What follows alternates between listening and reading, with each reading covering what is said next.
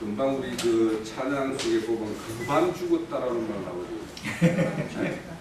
사실 그 누가복음에 보면 예루살렘에서 여리고로 데려가는 그 강도 맞은 자가 있죠. 그만 죽었죠. 그리고 그만 죽지 않으면 예수님이 와가지고 이렇게 손으로 만지면 치료하게끔 다 죽겠어요? 안 뒀죠. 왜냐하면 이방인이 와서 손을 대면 안 되잖아요. 사마리아 사람이 와가지고 유대인의 손 대는 걸 허락지 않잖아요. 유대인이 내가 온전한 정신을 가지고 있으면. 그런데 그반 맞아 죽어놓으니까 이제 거절을 할 수가 없는 상황이 되니까 이제 주님이 와서 치료해 주니까 치료를 받잖아요. 저도 사실은 그반 죽어가지고 여기로 왔어요. 저도 개인적으로 그런 게 있어요. 그런데 오늘 제가 전달 말씀 앞서서 성경의 심각한 오번역에 대해서 두 군데를 좀 지적을 할게요. 우리 형제님이 아까 데살로니전서 4장 17절 말씀하셨죠, 그죠? 우선 계시록 3장 10절 이것도 상당히 심각한 오류예요.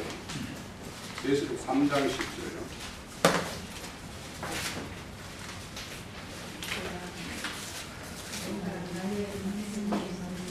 읽어보시죠. 내가 나의 이때의 말씀을 지켰은즉 내가 또한 너를 지켜 시험 때를 면하게 하리니 이는 장차 온 세상에 임하여 땅에 거하는 자들을 시험할 때라. 이렇게 돼 있어요. 여기 보면 말씀을 지킨 자에게는 시험을 면하게 해준다라고 이렇게 번역되어 있죠. 그죠? 이거 면하게라는 말이 전혀 없어요. 왜? 면하게 한다라는 말이 없어요. 거기에는 전치사 에크만 있어요. 에크. 그거는 시험, 에크라는 건 뭐냐면 뭐뭐로부터라는 전치사예요. 그러면 시험 때로부터 너를 지켜주겠다라는 뜻이에요. 그러니까 시험을 면하는 게 아니라 시험이 오면 그때 네가 시험에 넘어지지 않게 너를 지켜주겠다 이런 뜻이지 이게 면하여 준다라는 말이 아니란 말이에요. 네, 요거 하나 지적하고 정말 심각한 거. 사도행전 13장. 예. 사도행전 13장 48절. 이거 애정론자들이 무조건 이거 들어가는 이거 구절인데요. 여기에도 없는 말이 여기 딱 들어가 있어요. 48절. 사도행전 13장 48절. 여기 보면 이방인들이 듣고 기뻐하여 하나님 말씀을 찬송하며 영생을 주기로 작정된 자는 다 믿더라 이렇게 돼 있죠. 그러니까 이건 누군가가 사전에 뭔가 영생을 주기로 작정되어 있는 사람이 정해져 있는 것처럼 이렇게 뭡니까? 애정론을 이야기하는 장로교파에서는 이걸 그렇게 이해를 하는데 이게 그런 장로교파 관점에서 이거 번역을 한 거예요. 그러니까 여기에 없는 말이 딱 뭐가 있냐면 주기로란 말이 없어요. 없는 말이에요. 없는 말이고 거기도 뭐냐면 전치사 에이스라고 뭐뭐 안으로 뭐뭐 속으로 이렇게 돼 있어요. 그러니까 뭐냐면 영생 안으로 여기에는 또 없는 말이 있는데 작정된 자는이라는 그 어떤 사람을 뜻하는 것 같죠. 그죠? 작정되어 있는 사람은 이렇게 뜨는데 자는이라는 말이 없어요. 이것도 작정된 만큼. 그러니까 이거는 뭐냐면 자는 뭐냐면 영어 번역에 보면 애저맨이 애저 뭐뭐만큼 많이 뭐뭐만큼 크다라는 뜻으로 쓰여져 있어요. 이게 그러니까 이 사람이라는 것이 안 들어가 있단 말이에요.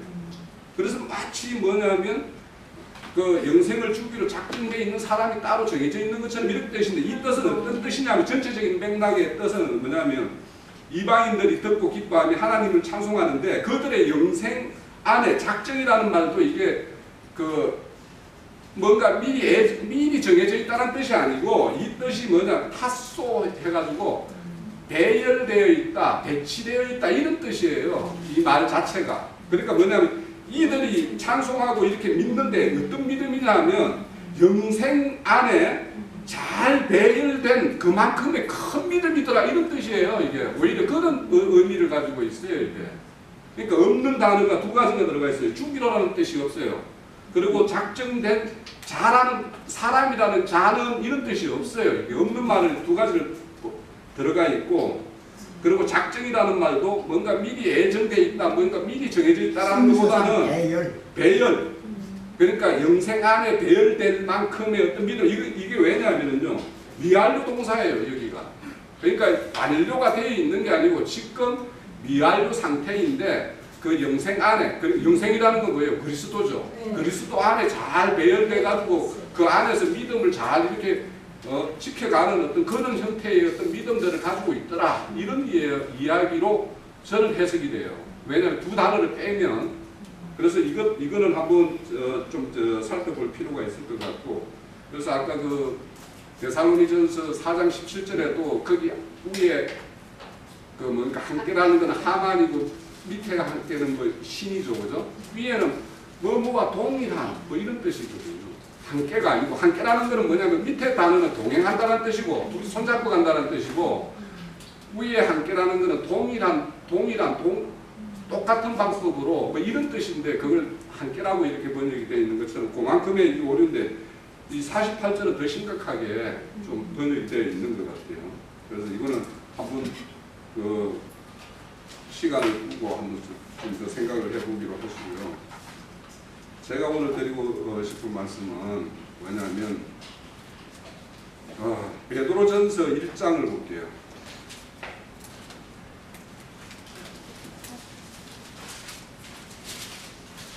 베드로 후서인가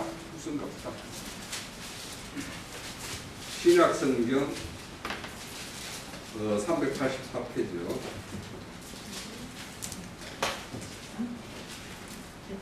제가 말씀드려 볼 거는 한 10절까지인데 우선 말씀 읽어볼 거는 한 4절까지만 읽어볼게요. 예수 그리스도의 종이며 사도인 시몬 베드로는 우리의 하나님과 주 예수 그리스도를 믿고 동일하게 오래온 믿음을 우리와 함께 받은 자에게 편지하노니, 하나님과 우리 주 예수를 아는으로 은혜와 평강이 너희에게 더욱 많으리로다. 그를 우리가 믿음으로 생명과 경건에 속한 모든 것을 우리에게 주셨으니, 이는 자기 영광과 복으로 우리를 부르심을 알고 가능합니다. 이로써 보배롭고 지극히 큰 약속을 우리에게 주사, 이 약속을 말미암아 너희가 성령 때문에 세상에서 쓰러질 것을 피하여 신성한 성품에 참여하는 자가 되게 하여 하셨느니라. 제가 여기 오늘 중심 주제는 1절에 보면 보배로운 믿음이라고 되어 있습니다. 그러니까 믿음이라면 다 같은 믿음이 아닐 수가 있죠. 그러니까 여기 앞에서 형용사를 붙여가지고 믿음이라는 걸 보배로운 믿음이라고 이렇게 표현을 해요. 그런데 이 보배로운 믿음은 어디에서 오는 믿음이냐 하면 우리 구주 예수 그리스도의 힘있는 그런 믿음이어야지만이 보배로운 믿음이라고 이렇게 설명을 하고 있죠, 그죠? 네. 그러니까 하나님의 의라는 것은 우리가 하나님의 어떤 그리스도 예수의 의를 입으려면 예수 그리스도가 어떠한 약속을 하셨고 어떻게 오셨고 무엇을 성취했고 그것이 나에게 어떻게 적용되는가에 대해서 이런 것을 다 알았을 때 보배로운 믿음으로 자랄 수가 있어요. 그런데 이제 왜 제가 이 말씀을 드리고자 하면 가짜 믿음이 있거든요. 네? 제가 어렸을 때 제가 태어난 때는 일제시대 때 건강이 캔 금불이 있어요. 금불이 있어가지고 어렸을 때 건강에서 나오는 막 사금 이렇게 캐면은 금이 섞여 있는 막 모래들 있잖아요. 큰 원석들 막 깨가지고 반짝반짝한 게 눈에 보이거든요. 그래가지고 막 그걸 깨가지고 막 물에다 이렇게 씻고 보고 막 이런 짓을 하면서 그렇게 놀았어요, 제가. 금보다도 더 금 같은 게 뭐냐 하면 황철석이라고 있어요. 우리 어디 이렇게 흙들 이렇게 면이 이렇게 깎인 데 보면 금처럼 반짝반짝하게 황금처럼 빛깔 나는 게 있잖아요. 그게 진짜 금이면 다 캐갔지 누가 거기 놔뒀겠어요, 그죠? 그런데 금보다도 한철석 그게 훨씬 많이 늘어져 있거든요. 그게 얼마나 금 같으냐 하면 미국 개척 시대 때 이걸 그 한철석을 뭐라고 그러냐 하면 풀드 골드라고 그래요. 그러니까 바보들의 금이라고 이야기하는 거예요. 그러니까 이게 바보들에게는 이게 틀림없는 금인 거예요. 그래서 뭐냐면 자기의 모든 소유를 다 털어서 그걸 캐가지고 막 그걸 채집해가지고 막 금을 거기에서 추출하기 위해서 막 이렇게 추출할 수 있는 장소까지 가는 거예요. 그런데 거기 가서는 막상 뭐냐면 이게 금이 아닌 거예요. 그죠? 그런데 그것을 그게 가짜금이라는 걸 알지 못하는 사람이라면, 그리고 금이 어떤 건지 잘 모르고 금의 빛깔만 우리가 눈으로 보이는 것만 보는 어떤 사람이라면, 내가 한철석이라는 존재를 잘 모르면 그게 금이라고 생각하면 그게 이렇게 있으면 내 눈에 보이면 거기에다 다 투자 안 하겠어요, 그죠? 그죠? 그래서 그게 바보들의 금이라고 하는 거예요. 자, 이와 같이 우리가 믿는다라고 하는 우리 믿음에 의해서 이렇게 열심들을 이렇게 내고 있고 이렇게 해왔어요, 우리도 과거에. 그런데 그 믿음이 가짜 믿음이면 어쩔 거냐는 거예요. 그러면 그것이 내 모든 내 인생의 전체를 다 들여가지고 뭔가 내가 이걸 금이라고 생각하고 내 재산을 다 들여서 캤는데 그게 가짜 금이로 판정 나듯이 내 인생 모든 걸 들인 상황에서 나중에 최종적으로 이거 너 믿음 이거 뭡니까? 마태복음 7장 21절에 보면 주여 주여 하는 자마다 다 가는 것이 아니라고 그러잖아요. 그처럼 그런 판단을 받을 믿음이면 어떻게 할 거냐라는 거예요. 그러니까 우리가 교회 다니는 사람 중에 예수가 그리스도인과 우리의 구원주라는 걸 입으로 시인하지 않는 사람은 없어요. 말로는 다 해요.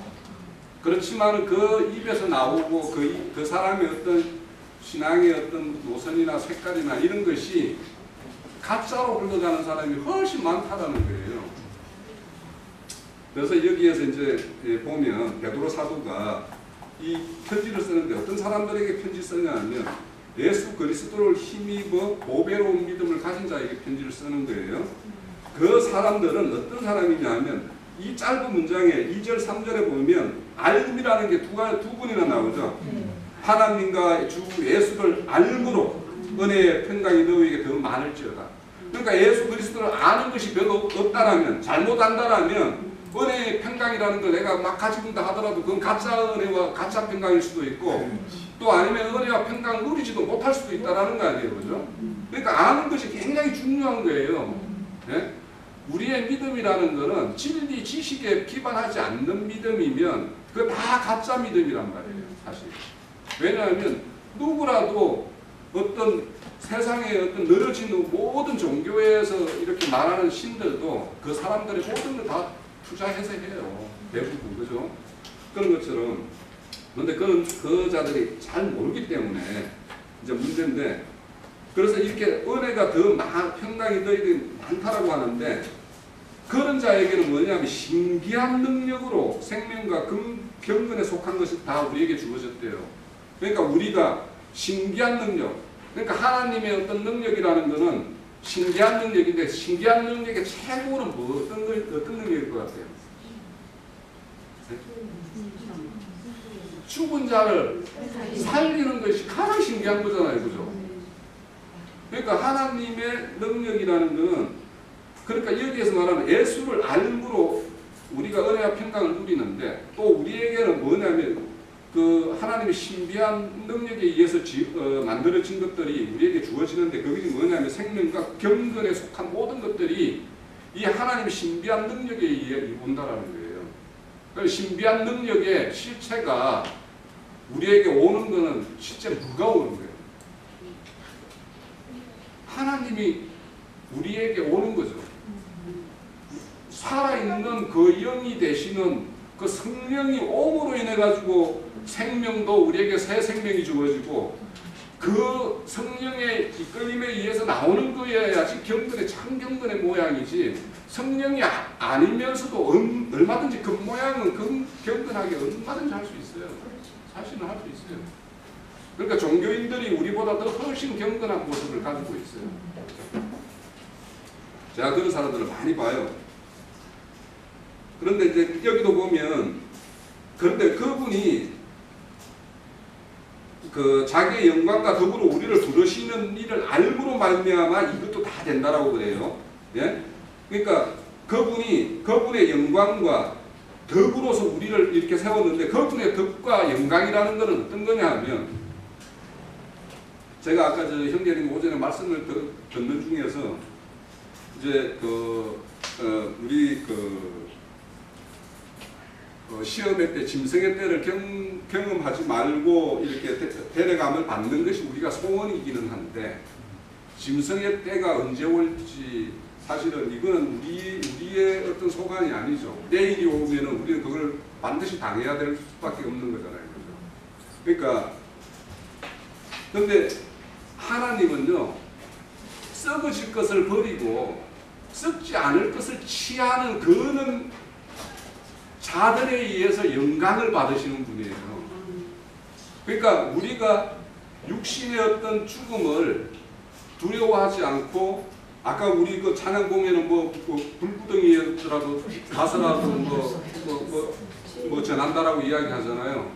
우리가 그런 게 찬양으로 입만 찬양할 것이 아니라 사실은 내 스스로가 우리 불구덩이 같은 그런 가서 그들에게 전하는 것이 이 왜냐하면 내가 나중에 결론을 내면 10절에 가면 우리 부르심과 택하심을 굳게 하라고 그래요. 10절에 가면 이것을 행한 적 언제든지 실족하지 않으리라고 그래요. 우리가 부르심과 택하심을 목적이 그냥 우리 여기에서 단순하게 그냥 교회나 있고 뭐 이렇게 여기에서 우리끼리 이렇게 하기 위해서 우리를 부르지는 않았을 거라는 생각이 들어요. 자, 그거는 나중에 있다고 볼게요. 그처럼 그렇게 그분이 우리를 이렇게 불렀는데 더욱이 우리가 중요한 것은 뭐냐면 4절에 보면 이 보배롭고 지극히 큰 약속이라고 말하죠. 그러면 이 약속이라는 걸 우리는 이미 하나님이 아브라함과 다윗에게 약속한 것이 성취된 것도 있고 그걸 우리는 믿음으로 취해서 아브라함의 어떤 약속, 다윗에게 약속한 약속 이게 뭐냐면 아브라함에게 약속한 것은 큰 민족과 큰 민족과 땅이었죠. 그죠? 다윗에게 약속한 것은요 왕권이에요. 그러니까 아브라함과 다윗에게 약속한 것이 결국에는 두 개가 다 합쳐져야지 하나님 나라가 완성되는 거예요. 그러니까 아브라함에 의해서는 그러니까 신명기까지는 큰 민족을 다 이뤘어요.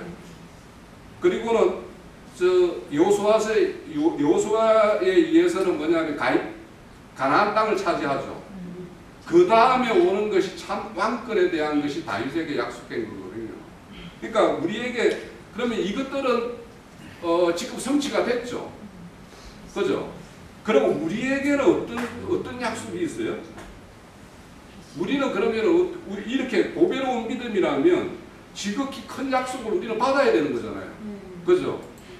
그 약속이 있어야지 우리가 그것이 소망이 되잖아요. 또 이미 이루어진 거는 우리가 믿음으로 취했다면 우리에게 약속한 것이 있잖아요. 그럼 그 지극히 큰 약속이라는 것은 우리에게 주어질 유업이죠. 하늘의 유업이죠. 우리에게. 그럼 이 유업을 받는 자가 이 유업을 받을 자는 로마서나 갈라디아서 이런 데 보면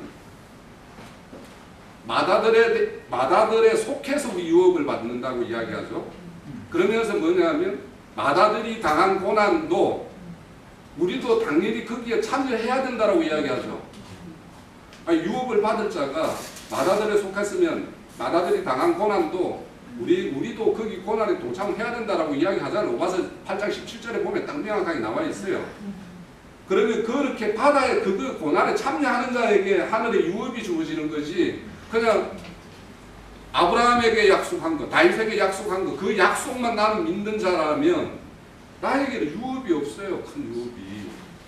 그러면 이 유업을 받는 것에 대해서 이제 좀 이제 그 밑에 이야기는 뭐 신의 성품에 대해서 참여하는 것들을 이야기하는데 이거는 뭐냐면 결국에는 부르심과 택하심을 받은 자가 그 소임을 다하기 위해서는 위에 있는 뭐 지식과 절제와 인내와 이런 것이 다 필요하다라는 거예요. 이것이 신의 성품인데 이 신의 성품을 가지고 부르심과 택하심에 대해서 일을 해야 되는데 이 부르심과 택하심에 대한 일을 한번 찾아볼게요. 이사야서 61장 볼게요. 이거는 누가복음에서 이걸 인용해서 기록을 하고 있는데 61장 1절에서 3절에 보면은요. 1042페이지고요. 예, 1042페이지요. 여기 보면 주 예수의 영이 내게 내리셨으니 이는 여호와께서 내게 기름을 부으사 가난한 자에게 아름다운 소식을 전하게 하시니라. 나를 보내사 마음이 상한 자를 고치며 포로된 자에게 자유를 갇힌 자에게 노임을 선포하며 여호와의 은혜의 날과 우리 하나님의 복의 날을 선포하여 모든 슬픈 자를 위로하되 믿음 시온에서 슬퍼하는 자에게 악을 주고 그 죄를 대신하며 기쁨의 기름으로 그 슬픔을 대신하며 찬송의 옷으로 그 근심을 대신하시고 그들이 의의 나무 곧 여호와께서 심으신 그 영광을 나타낼 자라 이끌어를 받게 하려 하신다. 예, 이거는 실질적으로 이 61장 1절에서 3절까지를 성취시키기 위해서 오신 분이 예수죠. 예? 예수가 오셔서 이렇게 하시겠어요. 전 뭐냐면 가난한 자에게 아름다운 소식을 전하고 마음이 상한 자를 위로를 하고 또 어디 갇힌 자를 자유롭게 풀어주고 이렇게 하시기 위해서 오신 분이 예수예요. 그러면 예수가 이거 하다 보니까 고난을 당했죠. 그죠? 그러면 우리도 지금 현재 이 시간에 심령이 가난하여서 이렇게 통절하게 맺히는 자들이 있을 것이고 마음이 상한 자가 우리 눈에도 보면 보이잖아요. 그죠? 근데 참 사실 문제는 그들을 찾아가서 우리가 이 기쁜 소식을 전하면 이 기쁜 소식으로 안 들어요. 이게 문제예요, 사실은. 근데 우리가 앞서서 베드로 전서에서 후서에서 봤듯이 우리를 부르신 이유는 그분이 이걸 위해서 오셨듯이 우리의 부르심도 이걸 위해서 우리를 부르신 거예요. 이것이 우리의 어떤 사명이에요. 그러면 우리가 이렇게 마음 상해하는 자, 우리 스스로가 물론 우리 스스로가 이렇게 가난한 자, 마음이 상한 자, 뭔가 잡혔던 자, 물린 자 이런 자였는데 여기서 풀린 자여야 해요. 그죠? 우리 스스로가 여기에 아직도 이것이 해결되지 않은 사람이 있으면 그 일을 마땅하게 수행하기가 좀 부족하겠죠? 네.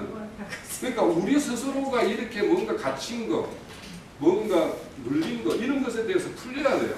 그런데 세상 사람들은 또 특히 우리와 같은 어떤 믿음의 길을 간다라고 하는 사람들은 자기가 무엇에 잡혀 있는지를 몰라요, 지금. 네? 자기가 무엇에 물려서 무엇에 붙들려서 이렇게 있는지를 모르기 때문에 우리가 그들에게 그거 하나하나를 이렇게 뭔가 설명해 주기가 참 벅차요. 사실 벅차요. 저도 몇 번 이렇게 해보면서 하면 할수록 뭐 진짜 탄식이 나오는데 그래서 아까 저기 에스겔서 9장에 보면 그 탄식하는 자들은 이마에 묵치를 이렇게 해준다고 그래서 그렇게 탄식이 나오니까 그래도 나는 뭐 좀 받을 수 있겠나 뭐 이런 생각을 해보긴 해. 근데 네? 사실은 그들 사람들 만나서 이야기 안 해보면 그들의 실상을 우리가 진짜 이 사람들이 뭐에 어떻게 우리하고 이렇게 단절되어 있고 이런 벽에 쌓여 있는가 이런 걸 우리가 실체를 알거든요.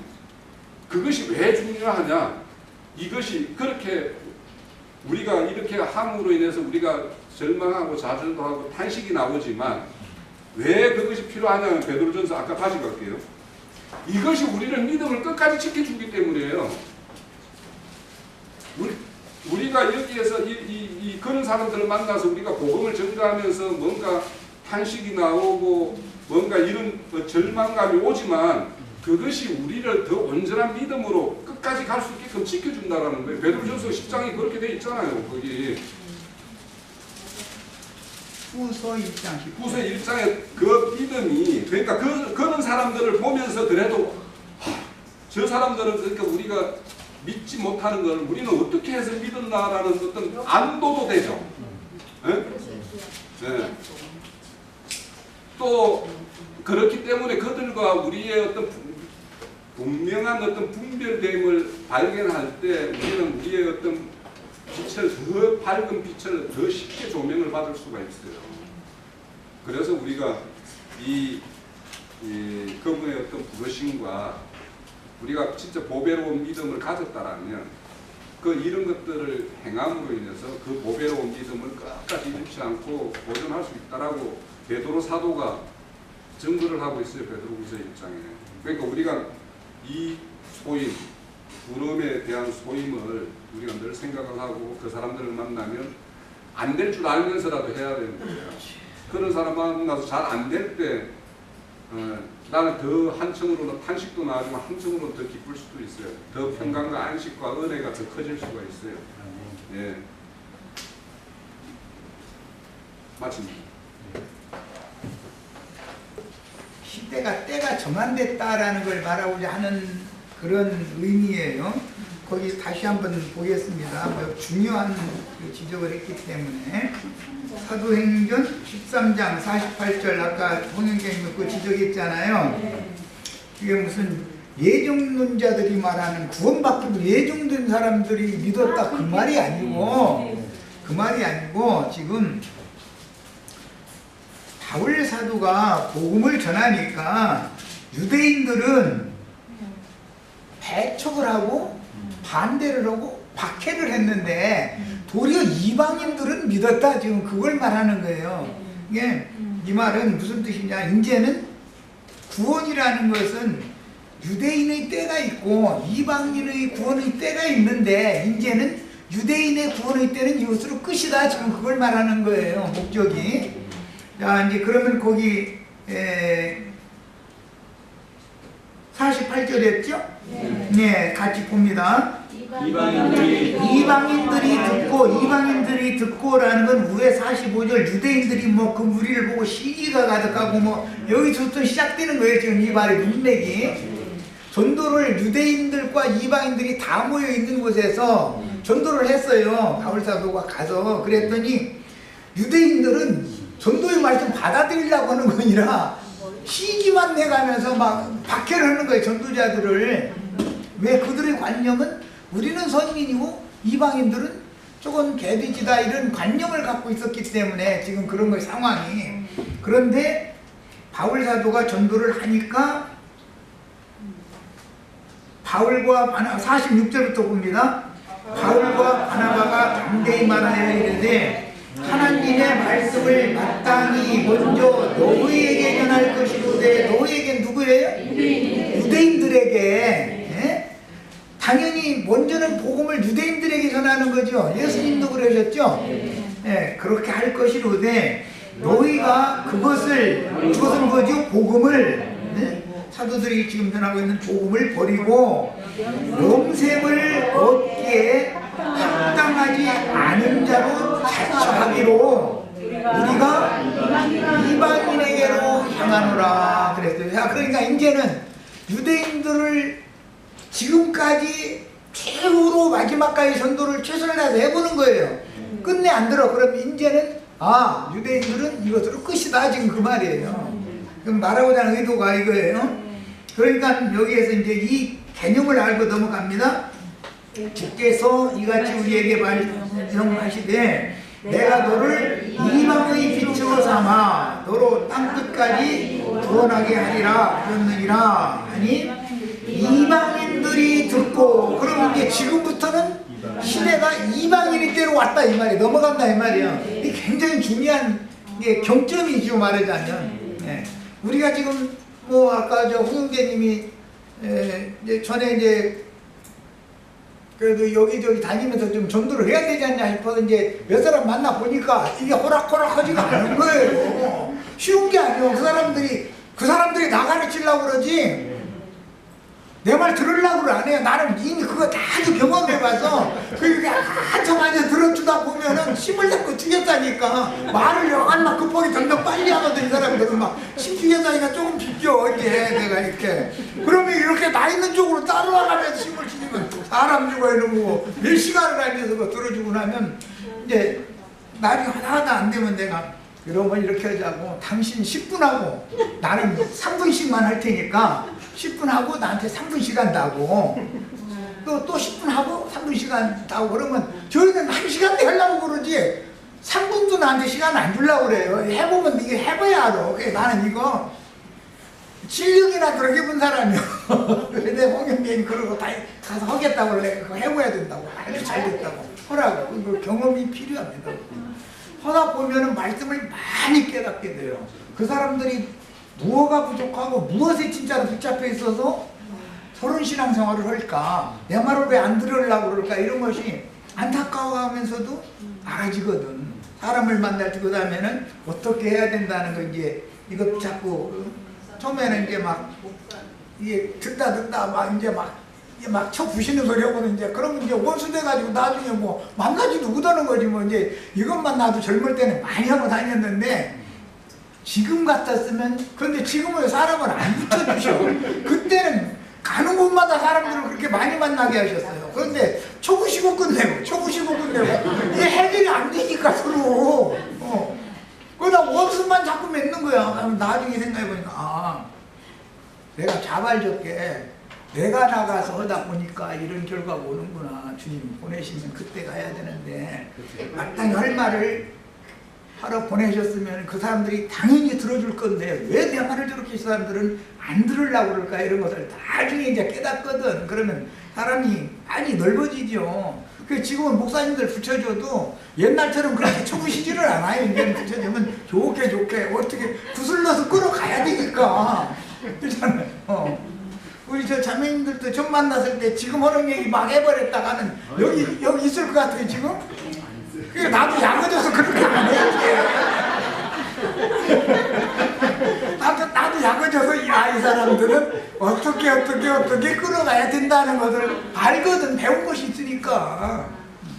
그러니까 뭐 다 손해 난 건 아니지. 그러고 다니면서 사람 하나도 못 붙들고 그리고 목사님들 꽤 따랐는데 나중에 뭐 다 떠나가 버리니까 다 줬던 게 지금 쳐다보는 격도 오고 그러고 이제 말았는데 지금 이게 기독교 계가 마지막 이삭이라도 주울 수 있는 때가 지금 마지막이고 내가 보기에는 이런 선언을 우리가 해야 될 때가 바로 닥친다고 난 믿고 있어요.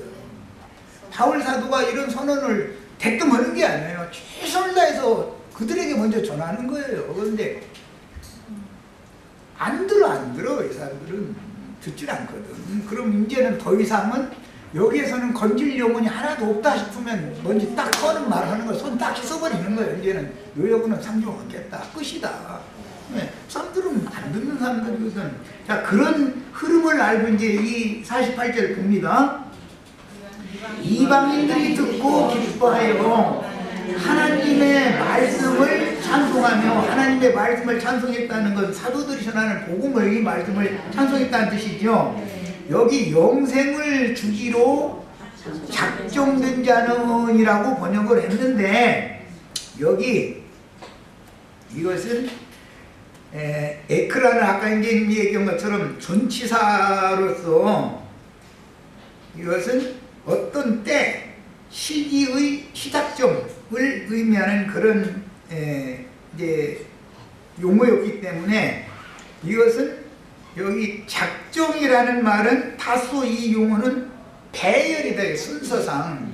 자, 그럼 하나님의 경륜의 배열이라는 말을 여기다 사도가 한 말은 작정이라는 말이 이것은 순서상 배열되었다는 말인데 유대인들의 때가 있고 이어서 이방인들의 때가 있는 것을 하나님이 배열해놨다 이래요. 그러니까 이런 용어예요. 그러니까 유대인들은 이제는 더 이상 들을 사람이 없고 이방인들이 오히려 듣도록 배열됐다. 순서상. 그래서 지금부터는 이방인의 때로 전환한다 그런 뜻이지, 기독교인들이 이제 이런 의미를 이해를 않고 분명히 흐름이 이렇게 됐잖아요. 이런 생각을 하고서는 예종론 이거 보라고, 여기 작정된 자가 있잖아요. 작정된 자는 믿는 거라고 잃어버리는데, 원래 작정된이라는 말이 아니에요. 배열이다. 순서를 유대인을 먼저 구원하시고 그 다음에는 유대인 중에서 이삭 죽기까지 끝나면 이방인에게로 복음이, 하나님의 말씀이 가는 거예요. 이런 뜻이에요. 이런 거에 대해서 이걸 명확히 할 필요가 있어요. 그 다음에 이제 계시록 3장 10절 이야기인데, 이것도 5번이 오거든 분명히 맞아요. 우리나라 지금 식으로 하자면 시험의 때를 면하게 한다, 이렇게 면하게라는 말은 이것은 의역을 해서 지어놓은 말이에요. 면하게 한다는 말이 아니고, 여기에 나오는 기본어는 호라라고 하는 이 때인데, 무슨 계시록 3장 10절 무슨 때냐면은 환란의 때단 말이에요.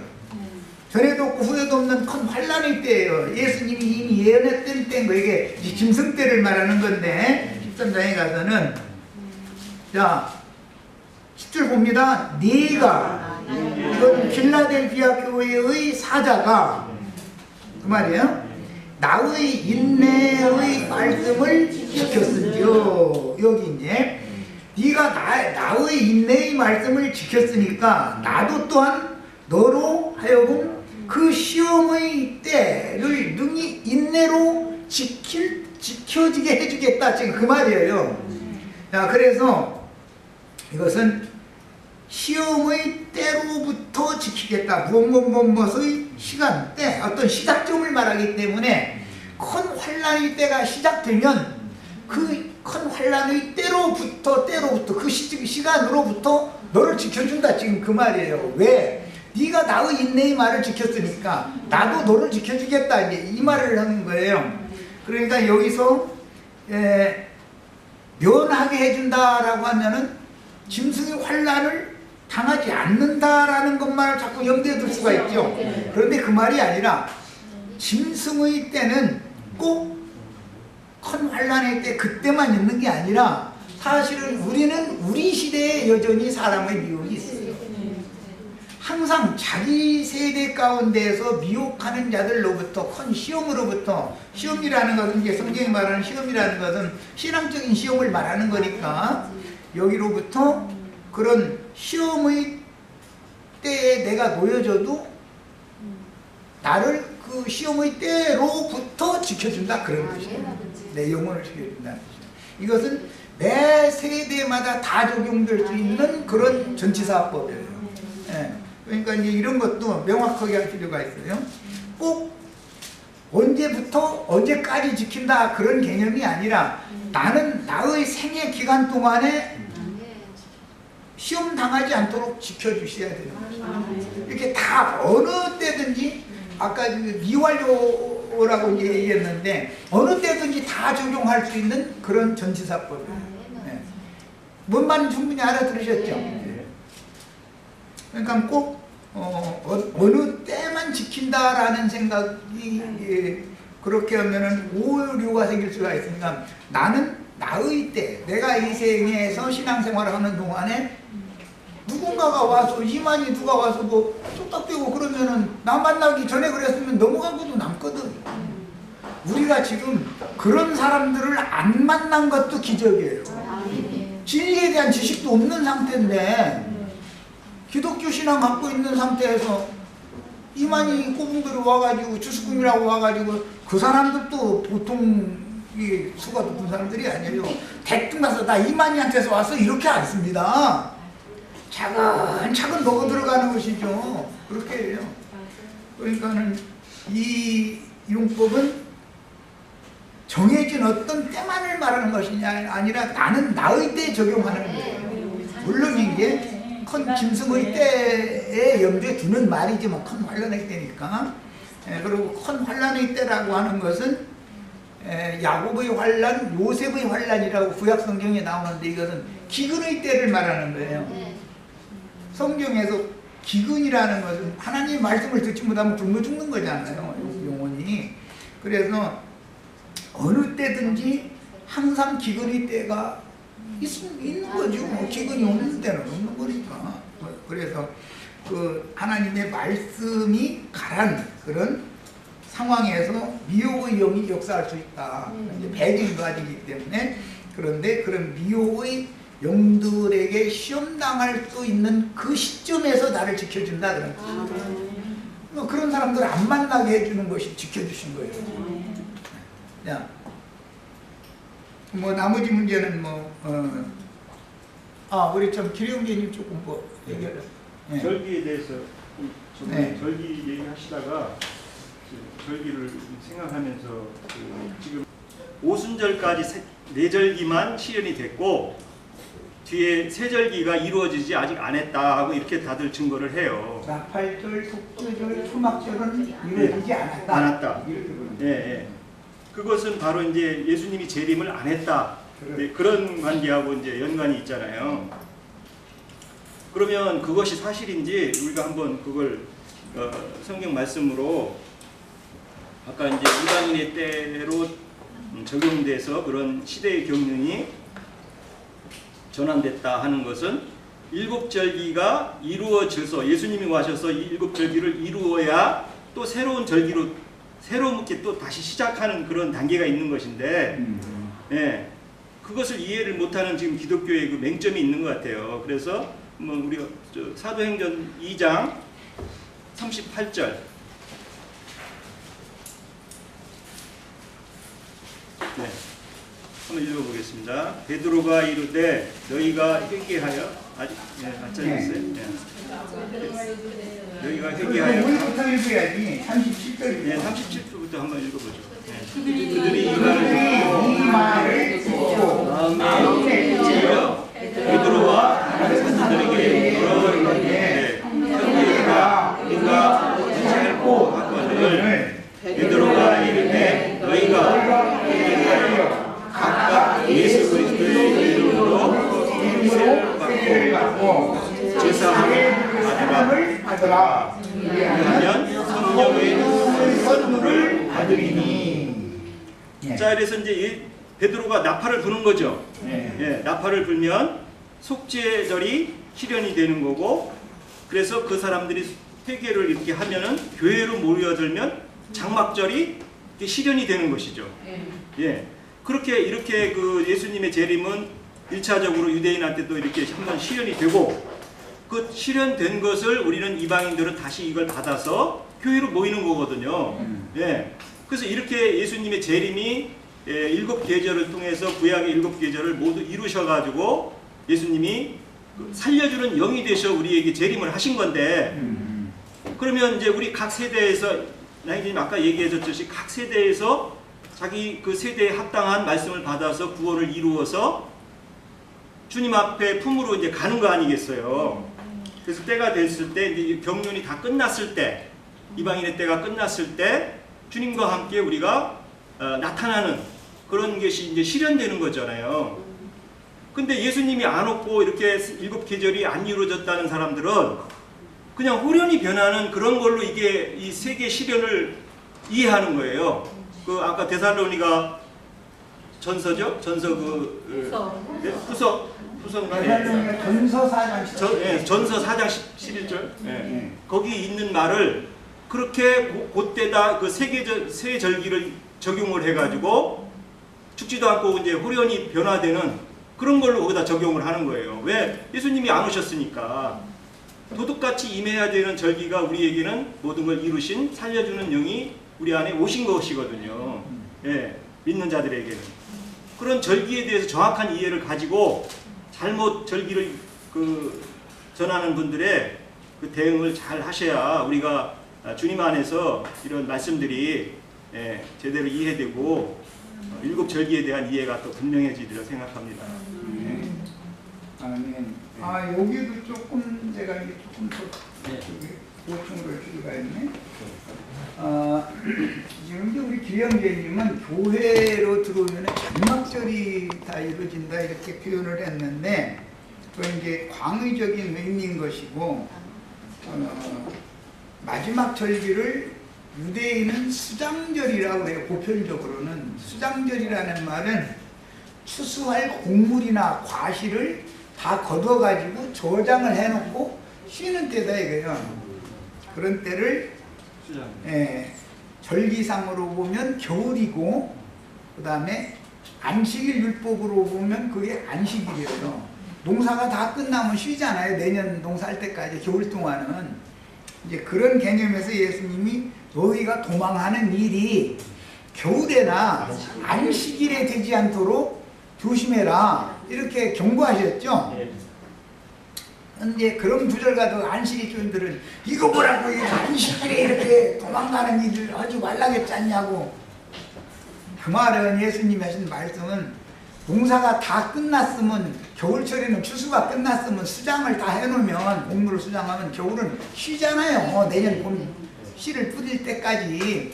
그게 그러니까 주님이 영혼 농사 다 마쳤는데, 그리고 이제 다 우리는 안식안에 들어가서 쉬고 있는데, 그때서 짐승 때 만나가지고 도망가느라고 막 바쁘고 이러면 안 된다 그 말이잖아. 버스 지나갔는데 손 들으면 안 된다 그 말이야. 그래서 나는 자꾸 남은 자 되지 말라 얘기를 이제 표현을 그렇게 하는데, 안식일이 성취가 됐어.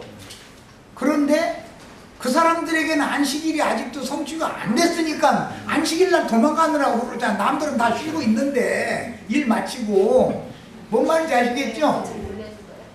안식일 교인들은 그놈의 안식일 교리 때문에 망하는 거예요 이제. 그리고 유대인들은 마지막 절기를 수장절이라고 보편적으로 그렇게 말을. 왜냐하면 1년 농사를 마치고 추수 다 해서 곡간에다가 다 갖다 저장해 놓고 쉬는 절기이기 때문에 하는 말이에요. 그런데 다른 표현으로는 초막절이라고도 해요. 수장절을. 교회 시대에는 수장절로 적용을 할 뿐 아니라, 수장절은 율법과 선지자의 때에 구원 얻은 자들은 아브라함의 후사들을 위하여 하늘에 준비한 성에 예수와 함께 들어갔죠. 수장이 다 추수가 다 돼서 들어갔잖아요. 곡간으로. 그들에게는 수장절이 이루어진 것이지만 우리들한테는 초막절이 이루어진 거단 말이야. 초막이라는 것은 똑같은 절기를 지키는데도 이렇게 부르는 거예요. 초막절을 7일 동안은 광야에다가 초막 쳐놓고 거기다 나뭇잎 그 가지 이렇게 얹어놓고 거기에서 광야의 음식 먹어가면서 지내는 거예요. 마른 볶은 곡식 갈아가지고 그거 먹는 거예요. 일주일 동안을. 그러고 지내는 절기에, 지금 우리는 지금 교회 생활이라는 거는 광야잖아요. 광야 여기에서 이 육신을 초막이라고 봤다 이거예요. 아직 우리가 육신의 몸을 입고 있는 것은 초막에서 볶은 곡식을 먹고 사는 거예요. 이제 7일로 절기를 지켰지만 우리 생애가 끝날 때까지 그렇게 하는 거지. 비유요. 그리고 우리가 최후로 거룩한 성 예루살렘 성에 들어가면 장막절이 이루어지는데, 거룩한 성 예루살렘에 우리가 들어가면 수장절을 실현하는 거예요. 우리가 수장절을 실현하고 거룩한 성 예루살렘이 오는 세상의 우편 양들의 장막에 내려오면, 그때 드디어 어린 양의 장막, 계시록 7장에 나오는 장막절이 이루어지는 거예요.